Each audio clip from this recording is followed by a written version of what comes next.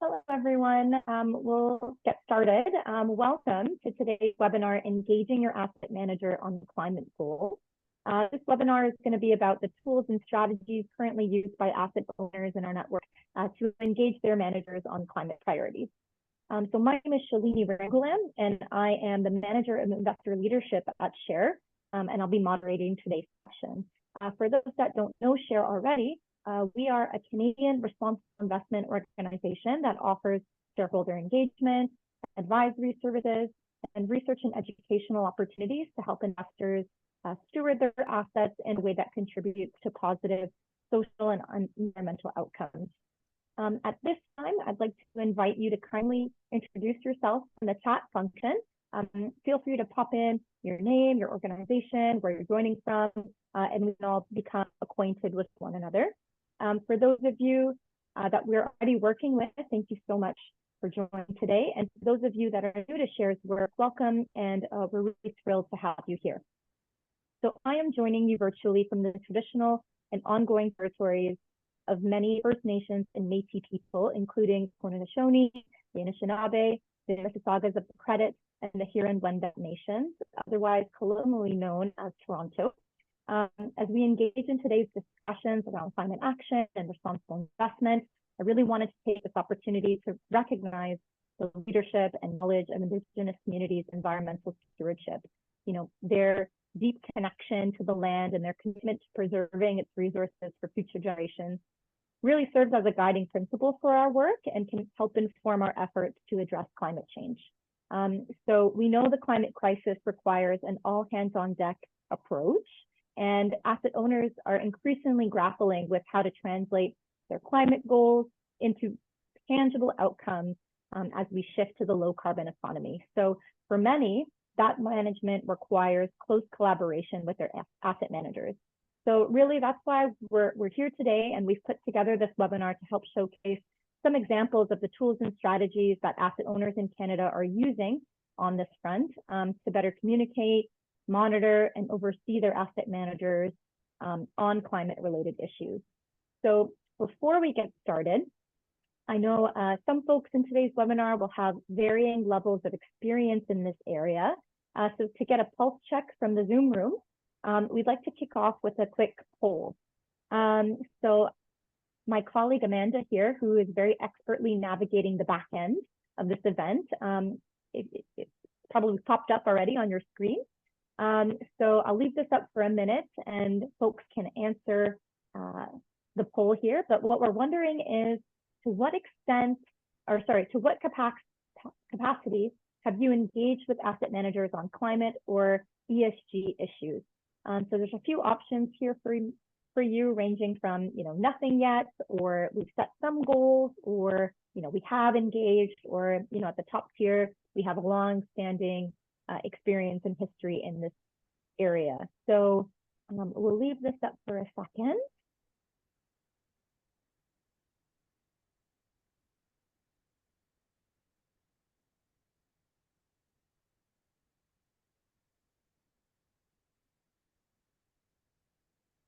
Okay, can we see the results? Here we go. So here are the results. It seems to be quite mixed, but overall, I think most folks in the room do have some experience in this area, which is great. But even with extensive experience, I think we can all gain valuable insights by learning from our panelists and draw some lessons learned from what they've encountered. So today, we'll look into various inflection points for investors to engage with their asset managers on climate-related issues. And specifically, we'll walk through 3 case examples of different ways you can do this and different tools to use in this area. So we'll look at, the use of a classic asset manager due diligence questionnaire as one example, the DDQ. We'll look at the use of proxy voting audits that can be done either internally by your team or perhaps even contracted out externally. And finally, we'll look at an example of participating in a collective asset manager dialogue with a group of like-minded asset owner peers.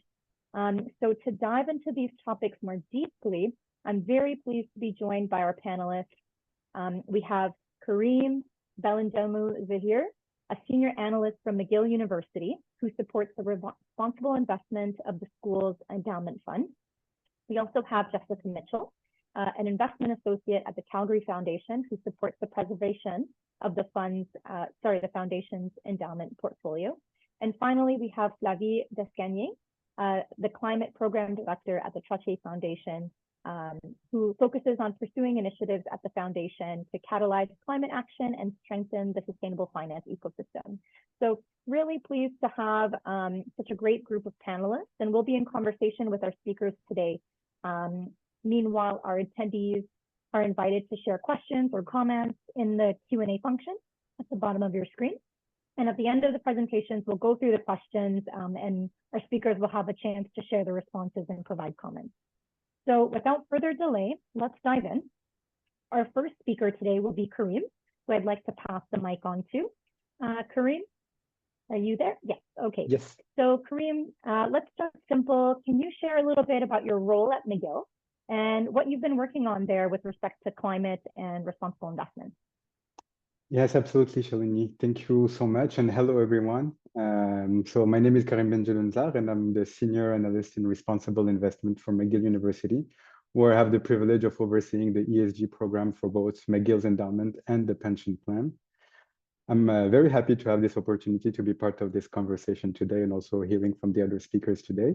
But today, my goal is to discuss how we use the Asset Manager Accountability Questionnaire, or how we call it internally the ESG DDQ, and how it fits within our broader ESG program, and how especially, more importantly, we've used it to engage with our managers. So thank you again for being here, and I look forward to our discussion today. Okay, thanks, Karim. So let's dive into this more deeply. In your capacity with the investment office, can you tell us a little bit about McGill's ESG program and how asset manager accountability fits into that picture?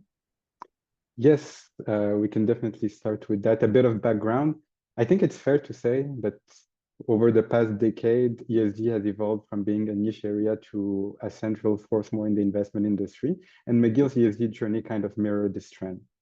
In 2016, it began by us tracking and encouraging our managers to adhere to the UN PRI framework, or at the very least, adopt an ESG policy. Fast forward a few years later, by 2019, we took some additional step forward with a set of ambitious ESG-related commitments, which included integrating ESG and climate considerations within our own investment policy, and establishing decarbonization targets for our listed equity portfolio, but also setting a target for investments in climate solutions. Fast forward a few years later, 2022, 2023, we started recognizing that climate risks and opportunities extend beyond what a traditional decarbonization strategy alone can capture. And so we kind of thought that it was time to dig deeper with our managers.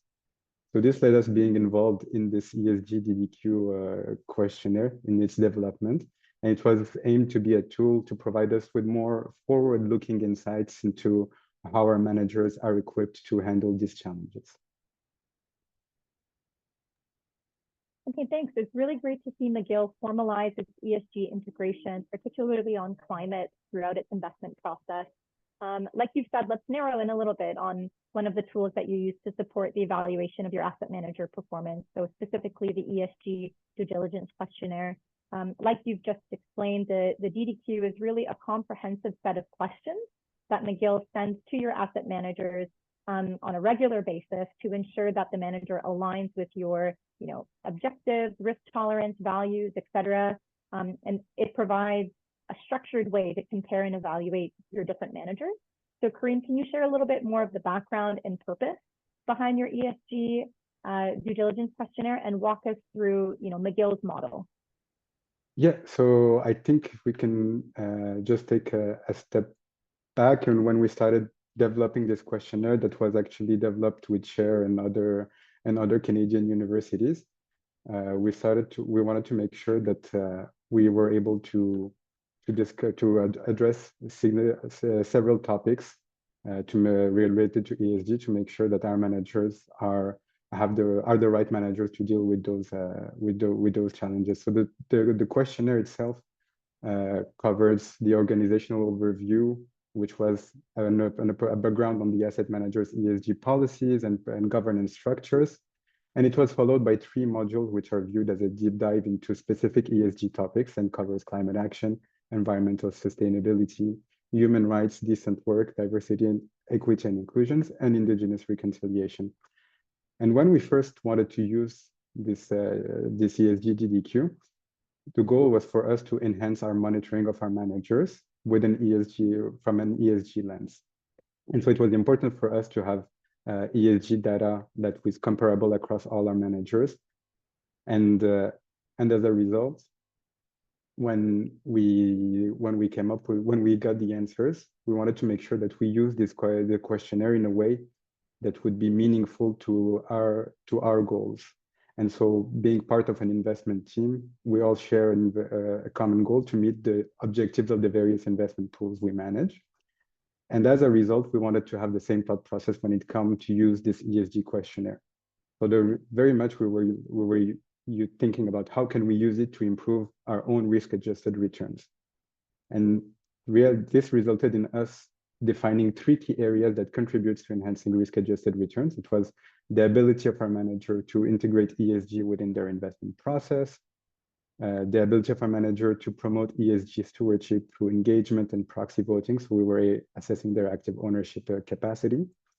And also we wanted to look at the governance structure of the managers that we deal with. Like we wanted to make sure that they have a strong governance framework to make sure that their ESG program remains effective through time.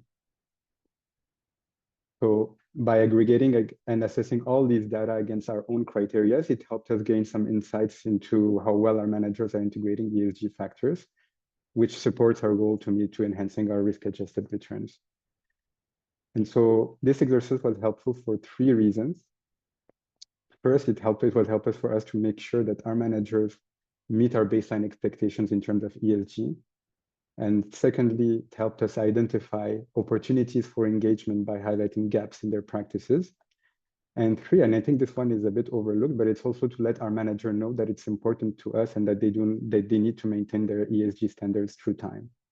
I think it's really important with what we see recently with some large asset manager pulling out from Climate Action 100 plus or some events in the US as well. So it's really important for us to let our manager know that we care about it.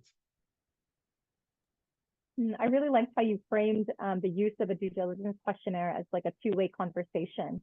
So you can express your expectations on the manager, and they can also come back and explain their approach to your expectations essentially. So you started using this questionnaire in 2023. Last year, I understand McGill sent this questionnaire to about 30 of your asset managers, and I'm really curious to know, what the responses have been like. What were the initial responses from the asset managers when you first sent out the questionnaire process, and how has their feedback influenced your ongoing development of the questionnaire? Yes, great. So one thing to highlight is that we have over 30 relationships with different asset managers. So that gives us a lot of breadth in terms of either asset classes or size of the asset manager that we deal with. So this has had an impact on the kind of responses we get. I would say one thing to highlight was I think the diversity in the reporting capacity among our managers. Larger firms with a sustainability team, for example, are able to address most of aspects of the questionnaires, versus a smaller boutique firm often relied on a member of the investment team to answer the question. So that kind of impacted the depth of their responses. So for us, it was really evident that we don't want to favor large firms simply due to their resource. So it was really important for us to meet each manager where they were on their ESG journey and understand their approach or their rationale. The other thing that we noticed after the first iteration is that being exposed to a variety of asset classes, we felt that it was more relevant for us to adapt the questionnaire for specific asset classes. For example, when a listed equity manager's ability to integrate ESG is really on its ability to integrate ESG data in a way that fits within its investment framework. For a real estate manager or an infrastructure manager, the focus is really on tangible ESG integration, such as like enhancing energy efficiency or minimizing its environmental impact in the assets that he holds. So this led us to redefine a bit the DDQ to better capture specific ESG insights within these asset classes. But to address this change, we still very much relied on Share's questionnaire, especially the second iteration, and we supplemented it with various resources such as the UN PRI, or incorporating insights from more for private markets such as GRESB and ILPA. And we also exchanged with peers throughout the year. I think that's also that's a valuable tool to exchange with the ESG community, because we share best practice, and then we can come up with our own best practices. So second version of the questionnaire was sent this year, earlier in 2024, incorporating this change. The goal remains the same, which is ensuring our manager integrate ESG in a way that meets their objectives. But now we ask the questions to reflect the realities for each asset class. So like I said, with listed equity managers, we really much focus on their process for assessing, for example, decarbonization targets within their investee company. For a real estate manager, we would ask them about like what kind of environmental certification schemes he intend to pursue, and so on. So the goal was really kind of making sure that we speak the same language as the manager when it comes to ESG and value creation. So this was really helpful for us. And we look at this year's result, for example, I think it's fair to say that our real estate managers score now really reflect more on their practices. And so I feel like it positions us to better monitor our ESG practices and make sure that we contribute to our own objectives. Thanks for sharing these reflections. I think it is really important to recognize that no due diligence questionnaire is perfect. It's an iterative process, and it will constantly evolve, as you, an asset owner, evolve, as the trends evolve, and, as asset managers change their practices as well. I think you've raised some of the challenges and limitations of a due diligence questionnaire around, the challenge and difficulty of phrasing questions in a way that accurately captures the unique circumstances or nuances of each asset manager. And so it really kind of demonstrates that a one-size-fits-all evaluation might miss critical insights. And so, let's talk a little bit more about how you use the data to ensure alignment with your investment managers. But yeah, I'd be keen to hear a little bit more about how the information that you get from the due diligence questionnaire, how has that information impacted your decision-making and monitoring process? And what mechanisms do you have in place for follow-up and enforcement to go beyond just the answers on the questionnaire? Yeah, so like you highlighted, we sent the questionnaire to 30 managers, so we had to work with a lot of data. And so the first step was obviously to aggregate them into a single database, allowing us to compare ESG practice across the managers.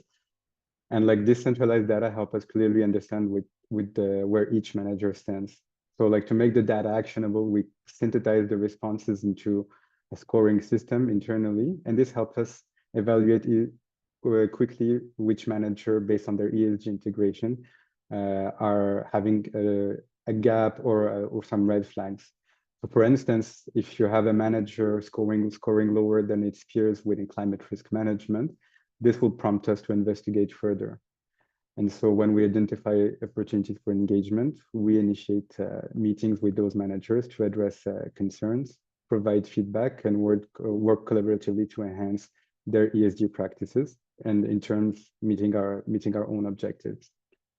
So I think the fact that we use it to engage and make sure that we let our manager care, that we care about it, and it's not just a pass or fail test, but rather like want it to be a dynamic conversation where we help our manager, showing them the path sometimes if needed.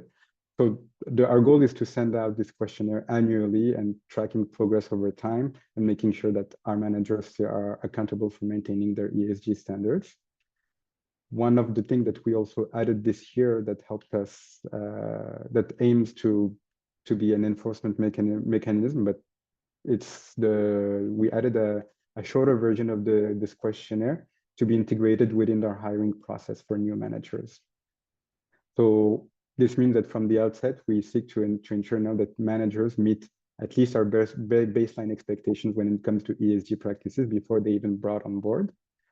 And this is aimed to be an enforcement mechanism, I say, because if managers do not meet basic ESG requirements, at the hiring process, you might have some negotiation power to influence some of the practices. While the hiring DDQ is new within our process, this approach has been used in one instance by the team a few years before, and this has led one manager agreeing to adhere to an ESG policy before we give them the mandate. So really our monitoring is not only contributing, the DDQ is not really here to just monitor our current manager, but also contribute sometimes to improved outcome for when it comes to hiring new managers. And it helps us also provide insight to engage effectively with our managers and let them know what are our ESG expectations, I would say. Okay, thanks so much for this, Kareem. Yeah, really interesting to hear McGill's process to, send the questionnaire out to your managers to communicate your expectations and ESG priorities with your managers. But then, really interesting to hear how you collect that data and synthesize it into your own scoring system that you then use to identify the red flags, like you said, identify opportunities for further dialogue, and then really use it and leverage the information to have continuous conversations with your managers. I also really like that you have a different process that you use for your hiring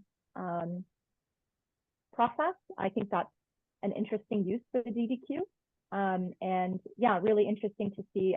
From what I understand, this is a practice that you'll be doing annually. And so I'm sure this information will evolve over time, and your questionnaire will also evolve over time. We have time for one question before we move forward. A question from the audience. So our manager shared with us a generic version of the university ESG questionnaire that they've completed for other clients. It covers a broad scope, but do you have any advice or examples to get specific outcomes? Could you repeat the question, please? Sure. So just really looking for advice for an asset owner on how to respond essentially to boilerplate responses from asset managers. Well, I think it's really, well, there's two ways to approach it, but the goal is to have a conversation to let them know what are our expectations, but we didn't want to treat it as a pass or fail test, the ESG conversation. And so far, I think we've been really fortunate because all our managers, like, we're tending to either having satisfactory practices or they are working currently on enhancing their practices. So I can't really say we met a manager who said who didn't want to have anything to do with the questionnaire or did not see it as a way to learn themselves about what their clients want. But I guess one thing that our approach needs to consider is, like, if there's a setback in the manager's approach, such as what we can notice now with large firms pulling out for climate action 100+ or toning down their expectations because of what's happening in the US. Okay, yeah, so using dialogue as a way to complement the questionnaire if you're not getting the responses that you want to have. Okay, thank you for this, Kareem, and thank you for your intervention. We're now going to pivot and go to Alberta. We're going to hear next from Jessica from the Calgary Foundation. Hello, Jessica, good to see you. Can we start simple? Let's have an introduction about your work and how climate and asset manager engagement fits into the Calgary Foundation's program broadly.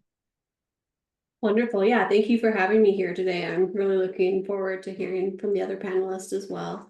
As quick background, the Calgary Foundation is a community foundation that provides grants to the charitable sector in the Calgary area through Treaty 7 territory. We have what we call a 360-degree granting focus, meaning the scope of our grants encompasses all aspects of the charitable sector, from small community gardens all the way up to multi-million-dollar affordable housing. Our approach to ESG and responsible investing is focused on risk mitigation and mission alignment. So we want to see that our managers are thoughtfully integrating ESG as part of their investment processes, from due diligence all the way through the life of an investment. And rather than seeking a specific score or just ticking the boxes, we view integration and engagement as really important tools in implementation of our ESG approach. And so what I'm here to talk about today, one ongoing topic of engagement, is around proxy voting. A few years ago, we started reviewing proxy voting on an annual basis to assess whether our asset managers are voting in a comprehensive manner and in line with our expectations. Share conducts the review for us every other year, with our team conducting the review internally on those off-cycle years. And we use the results of these reviews to better inform conversations and engagement with our asset managers. Share has a really deep understanding of the proxy voting space and really adds a lot of value with market information and trends. We just kicked off the process with Share for the most recent proxy voting season, and we're really looking forward to reviewing those results. Okay, thanks. So you've mentioned you've been doing proxy audits for a few years now. For those in the audience that don't know, a proxy audit is essentially a process where an investor reviews and analyzes the voting records of their asset managers or proxy advisors that they contract and employ. So it assesses how these entities are voting on, shareholder resolutions, particularly on, topics like corporate governance, ESG, executive compensation, and other key matters that affect the company's long-term value. So yeah, Jessica, can you tell us a little bit about what this process is like to integrate into your evaluation process? Yeah, so for us, proxy voting audits were a natural progression to our asset manager monitoring process. We regularly meet with our asset managers as part of our ongoing oversight and engagement work. Previously, we engaged with asset managers kind of on an ad hoc basis when we saw ballot items that seemed like they might be of particular interest. And this was helpful, but it became really challenging with the more asset managers that we had, and just the sheer volume of ballot items that are voted on every year. At least for us, that was in the tens of thousands. So the proxy audit allowed us to more systematically evaluate individual ballot items and trends in the space more generally. So the first proxy voting audit was conducted internally by our team, and it was a really great starting point in providing some insight on percentage of votes against management and some of those other high-level metrics. Some of the challenges we faced were how to benchmark this information. What does this score or this result mean, and what are the voting results, and understanding the broader context and trends in the proxy voting space. So Share's review the following year really helped improve the robustness of the reporting by comparing results to a benchmark. BCI publishes the results of its proxy voting on its public website and providing some commentary on trends and issues in the proxy voting space. So we really like the balance of using Share every other year for some valuable insights and conducting the review internally ourselves on those off-cycle years as a way to continue developing our own in-house capabilities too. So really it just meant that integrating proxy voting audits into our asset manager monitoring process really improved our oversight and engagement capabilities. It gave us a systematic and data-driven approach to evaluate voting outcomes and trends, and that in turn has enhanced our ability to make informed decisions and engage with asset managers to pursue that improvement over time.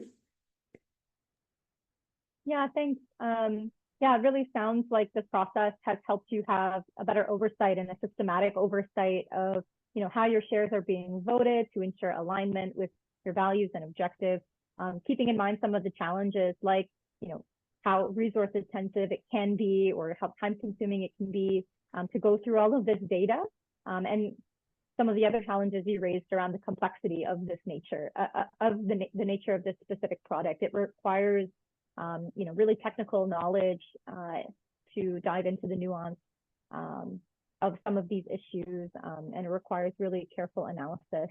For someone who's new to audits, what was the outcome of your first audit like, and how did you bring back concerns from the audit to your asset managers? Yeah, so the first audit with Share was really informative. We received some helpful information and trends around the proxy voting market. So for example, Share provided context around how proxy voting service providers like the major players ISS and Glass Lewis are kind of coming under the microscope from regulators around the world because of their significant power in influencing proxy voting outcomes.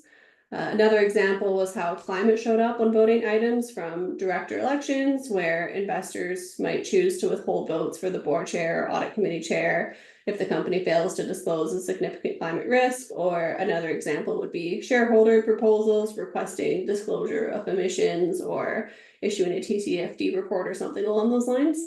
And then the share report concluded with a list of potential questions to ask asset managers, ranging from whether we could request a different set of ISS guidelines. They kind of have a general one, ESG specific one, and all kinds of other variations as well. Some of the other questions were just inquiring about some unusually strong stances, like against excessive management compensation. So that was all really helpful to have those questions. We took those along with some of our own and reached out to the asset managers to set up a time to discuss the questions. And the feedback that we got from asset managers is that they don't actually get a lot of questions around proxy voting, and they were really pleased to have a chance to hear our feedback and consider it. We are invested in pooled funds, so although we don't have a direct impact around how the proxies are voted, we were really impressed with their willingness to engage in the conversations and hear our feedback. Building on this, can you speak to any specific instances you've experienced where, you know, there was a voting decision on a proposal or a series of proposals that perhaps surprised you, or where you felt it didn't quite align with Calgary Foundation's expectations? How did you navigate those types of conversations? Yeah, so one area that we focused on was instances of disagreement on overlapping ballot items between our managers. So that might be instances where two or more managers are invested in a particular company and therefore voting on the exact same ballot items. And so we certainly don't have the resources to evaluate every single proxy voting rationale, again, in the tens of thousands, but felt that a good use of our time was delving into instances where two or more of our managers voted differently on the exact same ballot item, so effectively canceling out our impact, if you want to put it that way. So we reached out to two managers who had overlap on ballot items and cast votes differently, and the goal was to understand the thought process from each side. One manager was actually unable to share the rationales through email, but was happy to discuss over a Zoom meeting. So in that case, the first part of that engagement was actually just requesting that they reconsider that policy of only sharing voting rationales verbally. And so they confirmed that their team was actively evaluating that policy change and working towards that, but appreciated our feedback to help hopefully speed that along. So we were glad to hear it was already in the works and hope that that will be formalized in the near future. And then going back to other areas that we kind of focused in on, again, this overlapping ballot items. So one overlapping ballot item was that an additional environmental metric should be disclosed, and one manager's rationale was that they generally favor increased disclosure wherever possible, which is certainly a valid stance. And then the other manager felt that the company was already disclosing really similar metrics and that this additional one seemed perhaps unnecessary and duplicative in some ways. And so it is a bit of a trade-off in ensuring as much disclosure as possible, while still ensuring that we're not creating too much of a burden if the information is already disclosed in other ways. So after fulsome discussion with each of the managers, we ultimately concluded that both were taking a thoughtful and integrated approach into how they came to their respective decisions. And that ties back to our end goal that this is a mechanism for risk mitigation and mission alignment. Thank you. I think we have time for one more question before we go on. You know, how did you go about the proxy voting audit for the years you conducted your review internally? I'm curious to know what advice you have for any asset owners in the audience who are thinking about embarking on this work. Yeah, great question. So this past year, 1 year ago, we did it ourselves internally, and we looked at a lot of the same information that Cher had covered the prior year. So we looked at changes in asset manager proxy voting policies, support for company management, overall management versus shareholder proposal, type of ballot item, whatever the areas of interest seemed to be. We added some items that seemed particularly topical over the most recent proxy voting period, so controversial ballot items, there's a lot of resources out there to help you get a grasp on what some of those more controversial ones might be, usually a little bit more coverage and amongst the service providers. So like MSCI, for example, puts out some analysis on that, but there's lots of resources to help look into what those might be. And our mix of asset managers remained the same year over year. So we were more focused on changes in voting trends rather than benchmarking against an external source, but certainly there's the ability to do that. And again, the review yielded some really interesting follow-up questions that helped us better understand stances on proxy voting issues and delving into some individual items as well. And although we did the work and analysis ourselves, we still found it really helpful to keep in touch with Share. For example, Share's team helped us better understand the anti-ESG voting landscape last year, which seemed to be particularly topical, and that's where there was a number of ESG shareholder proposals that were actually designed to walk back ESG measures. And it's sometimes hard to discern whether a proposal on its face was for or against ESG measures. They're often kind of hidden behind the guise of being a positive resolution, hoping that people will just vote for them anyways. And so Share was really helpful in identifying what some of these resolutions might be, as well as confirming, and I think this is important, that they received really low levels of support, which helped us with a bit of analysis and narrative behind the scenes as well. So we really value Share's openness in discussing industry trends and helping us understand the broader landscape. Okay, well, thanks for this, and we appreciate your reflections on your proxy audit journey. Overall, it really sounds like proxy audits for you have been a valuable tool to ensure that your voting rights are being exercised in a way that's consistent with, Calgary Foundation's broader objectives, particularly with ESG concerns. It sounds like it provided you with better oversight of how your shares are being voted. It helps give you the data you need for future decision making. And it gave you a platform to potentially engage with your managers where you saw conflicts or gaps in their practices. So as Jessica mentioned, Share also helps provide advisory services related to proxy voting audits. So we'll pop a link in the chat for those that are interested in hearing more about this. But yeah, thank you so much, Jessica. And now we'll move on to our third and final speaker for today, and that is Ms. Flavie from the Trottier Family Foundation. Hello, Flavie, welcome, and thank you so much for being here. Flavie, can you introduce yourself and tell us about the work that you're doing at Trottier? Yeah, thanks, Shalini, and thanks for having me. And thanks to you and your team to organize this such interesting conversation.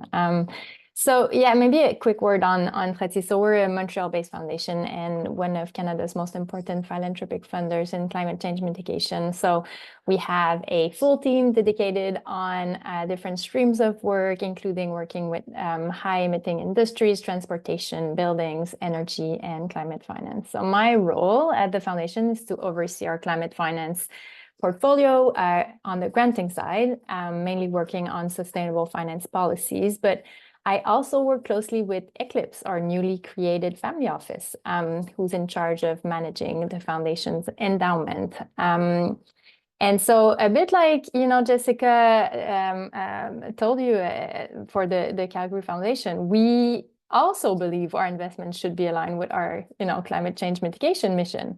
So we are trying to build bridges between our two teams, making sure our investment arm, who has great investment skills, speaks to our grant-making arm, who has great climate expertise. And so, and engaging with our asset managers on climate issues is a great example of how we do that, create synergies between our two teams. So maybe just a quick word on how we choose and work with our asset managers. So since 2015, we have only hired investment managers that adopt and apply a negative screening. So we are completely divested from coal, oil, and gas. And a few years ago, we did, like the Calgary Foundation, doing a proxy audit as well to make sure, to see if there were discrepancies between how our asset managers were voting and our, our principal investment policies and mission. So, and going forward, I'd say, and related to what we're going to speak together, is that we are, we want to move forward and go deeper in our engagement strategies. And so we just hired an engagement director. And so we will have an in-house person dedicated to engaging with our asset managers and issuers as well. Because, you know, as our family office has just been created, we are really developing our investment decarbonization strategy. There is still a lot to sort out. So really, it was really it's interesting to hear you, Karim, and Jessica as well. But we have to think about, you know, do we want to decarbonize at the portfolio level versus real economy, and then want to include in transition investments. So that's you know, a lot to think about. But we truly believe in the power of engagement, and we want to be active owners. And so developing an in-house expertise is really something we're looking into, and create more synergies with grant making in a really 360 problem-solving approach to an issue. So that's where we're at.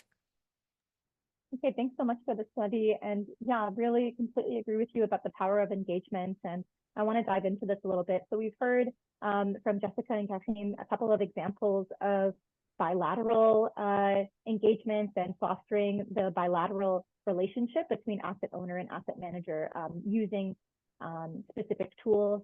But over the past 2 years, SHARE has also organized 2 collaborative asset owner engagements with managers commonly held by a large number of SHARE clients and network members. And Trottier has actually participated in this. So, you know, these engagements have been organized based on interest level, specifically with the goal of leveraging the not just individual voice, but the collective voice of, you know, the clients in the room to express common expectations, aspirations, and in some cases, concerns. So, Davi, let's turn to you, and maybe we'll start with what drew Trottier to the idea of participating in a collaborative engagement with your asset manager.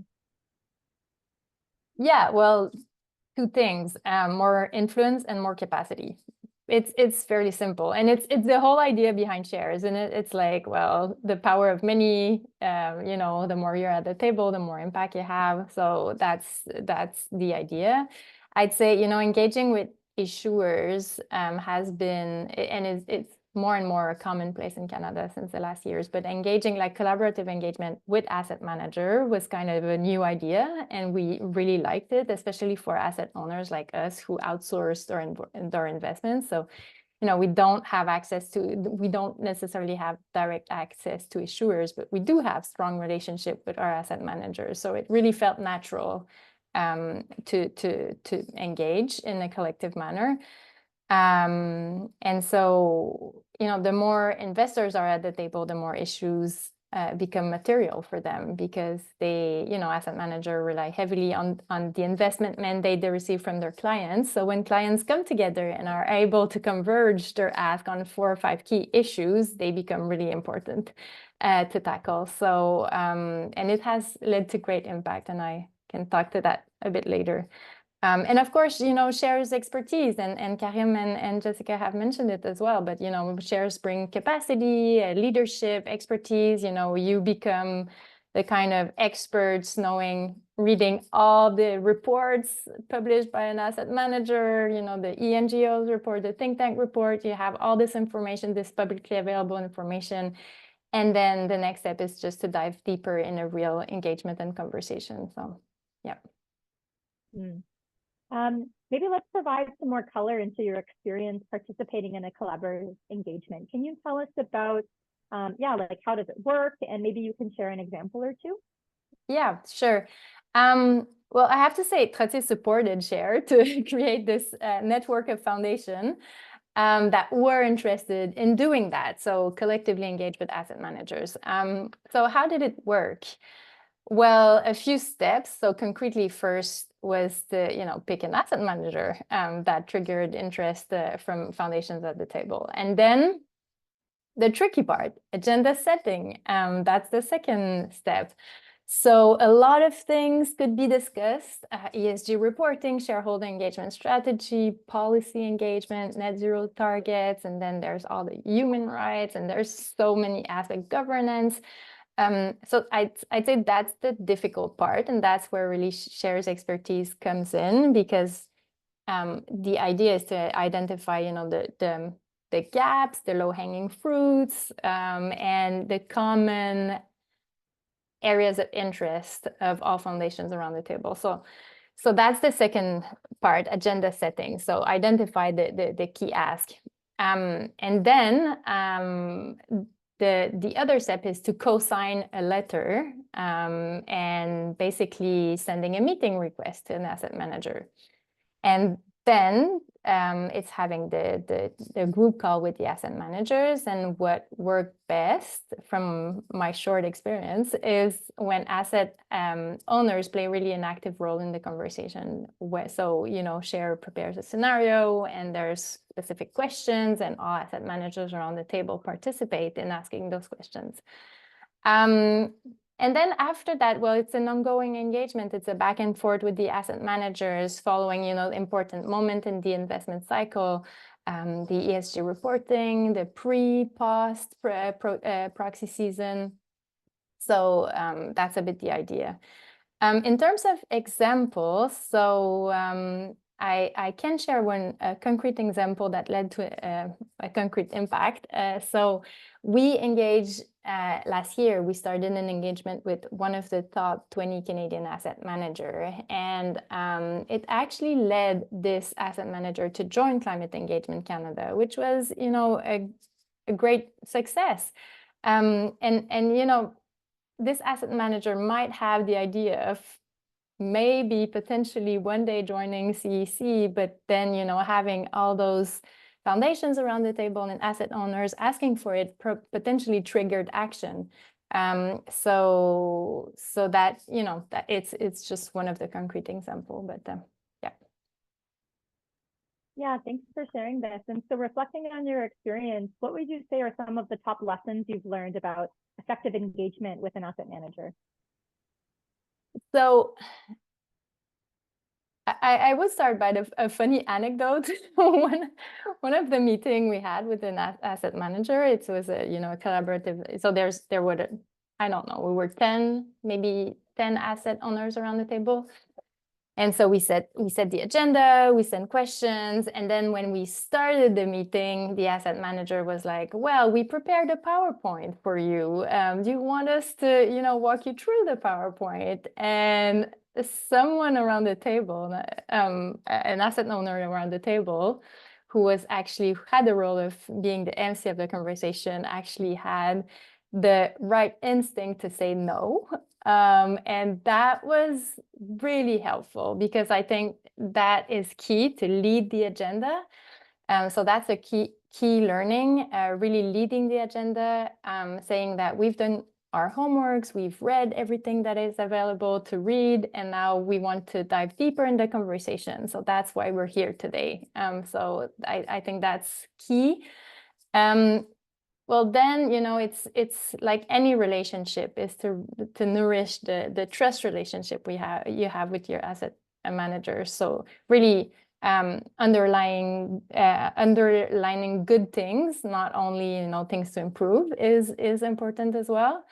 Then being patient, it's not a one-off. It's really something, it's a long-term process. So, and there's always place to improve. So it's really something you start and never really finish. It could sound, you know, discouraging, but it is not.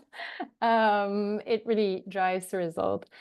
And lastly, I'd say one thing that I experience is that, you know, often when you have those meetings, you're not necessarily talking to decision makers. And so it can sound negative, but at the same time, you're talking with, you know, client relationship managers, ESG managers, and what you're doing when you're engaging with them is that you give them the segue to actually push internally to make sure change is happening. So the collective engagement really gives them the tools the ammunition to help them make the case for improvement. So it's super important as well. So I'll stop there. Yeah, no, thanks. This was incredibly helpful, and thank you for your reflections. It really sounds like collaborative asset manager engagements can be a powerful tool for asset owners looking to drive significant changes in the practices of their managers, particularly on ESG issues. We've talked about how collaborative engagements can increase your influence. You can share resources, you can amplify your impact, you can share learnings with other like-minded asset owners, and this collaboration can help mitigate the risks of engagement by spreading efforts across multiple participants, so that no one participant is bearing the brunt alone, but it's being shared across. So thank you so much for sharing this. I think we have time for the Q&A portion of the webinar. So I'm going to ask Amanda, can we bring everyone together onto the spotlight? Okay, wonderful. So some participants have been adding questions into the chat and the Q&A box over the course of the presentations, and we have a chance now to run through some of these together. I see one question that we have here is specific for Karim. So the question is, does Miguel encourage asset managers to join the CA 100+, especially those that withdrew recently? So Karim, I'll start with you, and if others want to add in, feel free. Yeah, thank you for the question. Actually, it's a great way to start, because when we first did our the first results from the first DDQ, we realized that one of our managers in listed equities, which has the same capacity as the other one, was the only one who was not at that time was the only one who was not on board with Climate Action 100+, and that was one of the engagement we had with the manager to understand its approach and its rationale as to why he was not there. And a funny anecdote is that when we wrote to the manager, they kind of took time to scramble to see who was best fit to answer this question. And so that was but the discussion that we had with actually the chief investment officer of the firm was really provided insights into his reasons, and we kind of also reiterate that this was important to us, and that we would encourage him to join. This year we have the opposite, where we have a setback of large asset managers, and we are dealing with one of them. So obviously it led us to decrease its score, but just decreasing its score doesn't change anything. So we're planning to let him to have a discussion with them. The only issue that depends on our size versus the size of those who are withdrawing is really not comparable. So we'll see how this unfolds. Thanks. Does anyone else in the panel want to weigh in? No? Okay. So we'll move to some next questions. There are two questions here that are kind of similar and related to asset manager engagement and actually escalation. So the question is, how do you go about engaging with asset managers who are laggards in regards to incorporating ESG factors? And, if they're not meeting expectations, even in the long-term process, at what point, or, how long do you give an asset manager to get where you want them to go? So an open question to the panel. Yeah, maybe I can try to answer to that. In terms of timeline and escalation strategy, I really feel like it's we're holding asset managers, it's a hand by hand. So it's like, we're not perfect either. And so we're improving ourselves as well. And so the more we will have a clear view on our own targets, our own policies, and, make our own policies more ambitious, our expectation will be clearer and clearer, and higher and higher for our asset managers. So I cannot answer by a specific question like we give them a month or a year or 2 years. Like it's not the case. It's like we are currently improving, and we just created our family office, so we're really building everything. But I think it really starts from your own targets. And that's key. So I think it's a hand-in-hand thing more than one direction. Yeah, I think that makes a lot of sense. I guess just building on that, we're also looking at, okay, is it slow, but are they making progress over time? So starting with their I think doing these types of reviews, whether it's through the proxy voting audits or through these questionnaires or whatever other metrics might exist year over year or every couple of years or every couple of years, I think we're looking for sort of not even necessarily linear, but we're looking for progress over time as well. And I think even in some of our, what we would view as some of our more laggard managers, we are still seeing pretty meaningful progress over time. So certainly, engagement most of the time really makes a difference, at least in our experience. That's what we found. So meeting them where they're at and moving the needle a little bit over time is the approach that we take, but not a specific time frame as well to answer that question. Yeah, thanks. Great insights. If I could add, on our end, like we integrate ESG alongside traditional assessments of like the quality of the investment team, the quality of the firm, the investment performance of the mandate. And so we generally like to work with our manager and they like to work with us. So it's really like there's no specific time frame, but at least communicating expectations and seeing progress is definitely what's driving us. We haven't encountered yet a manager who was not willing to receive feedback or provides us like what he's working on to improve its practices. So as I mentioned, it was aimed to be dynamic conversation rather than a pass or fail test. Thanks. I think we have time for one last question, again, open to the entire panel. Can you each speak to some of the next steps you're hoping to see happen now that you've started this process? Well, I could start if I may. Actually, our process now we're at the step that we need to take it back to our manager because we got all their answers.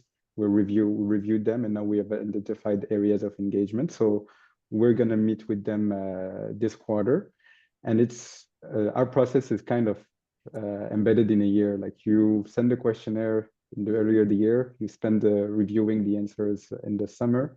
You dig deeper if you don't have the answer that you want. And once you gather all the information to generate your insights, you take it back to the managers and have these discussions and then follow up again the next round.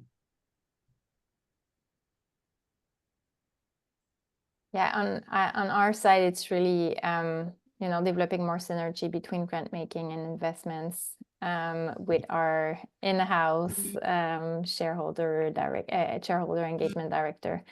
So that will be key, and really, seeing a specific issue and working 360 around it. So with policy advocacy, grassroots organizing, but then investments and engagement as well.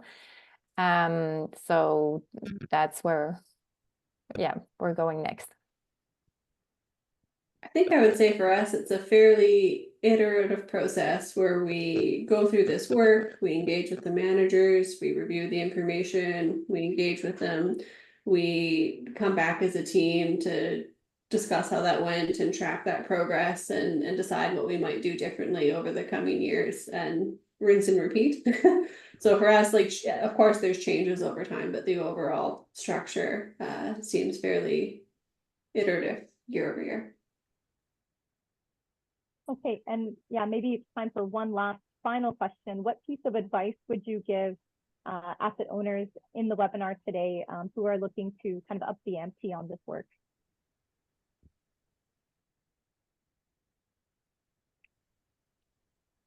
I guess it's to start somewhere and don't be afraid to ask those questions to your managers because they will know that it's important to you.